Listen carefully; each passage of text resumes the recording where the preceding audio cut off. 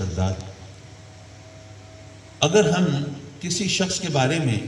یہاں پہ بزرگ حضرات تشریف فرما ہیں، علماء کرام جلوہ فکر ہیں، کسی شخص کے بارے میں ذرا اندازہ کرنا چاہیں، حقیقت تو اللہ بہتر جانتا ہے کون جنتی ہے کون نہیں ہے، لیکن اگر ہم اندازہ کرنا چاہیں کہ کون جنتی ہوگا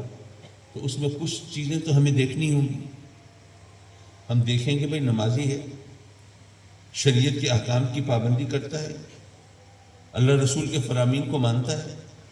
من مانی تو نہیں کرتا، اپنے نفس کی پیروی تو نہیں کرتا، لوگوں کا حق تو نہیں مارتا، کسی کے ساتھ ظلم اور زیادتی کا راستہ تو اختیار نہیں کرتا۔ بہت سی چیزیں دیکھیں گے تب کہیں جا کے ہم یہ قیاس کرنے پر قادر ہوں گے کہ یہ جنتی ہے یا نہیں ہے۔ اگر صرف جنتی ہونے کے بارے میں ہمیں اتنی چیزوں کا لحاظ کرنا پڑتا ہے تو جو جنتیوں کا سردار ہو اس کے بارے میں کتنی چیزیں دیکھنی چاہیے؟ ظاہر ہے وہ پیمانہ وہ بہت بلند ہوگا، وہ بہت اونچا ہوگا، لیکن سوال یہ ہے کہ میرے آقا کریم صلی اللہ علیہ وسلم نے جب فرمایا کہ حسن اور حسین جنتیوں کے سردار ہیں تو اس وقت حسنین کریمین کی عمر کتنی تھی؟ روایات کے مطابق میرے آقا کریم کے وصال کے وقت امام حسین تقریباً 5 برس کے تھے، اور یہ جو فرمان ہے کہ یہ حسن حسین جنتیوں کے سردار، یہ آقا کریم نے وصال کے وقت تو نہیں فرمایا تھا۔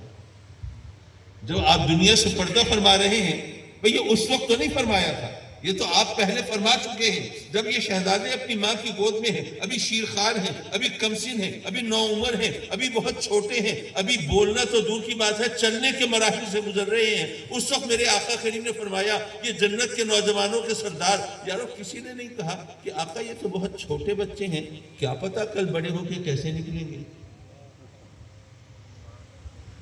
ان کی سیرت کیا ہوگی، کردار کیا ہوگا، عادات کیا ہوں گی، اتوار کیا ہوں گے۔ اور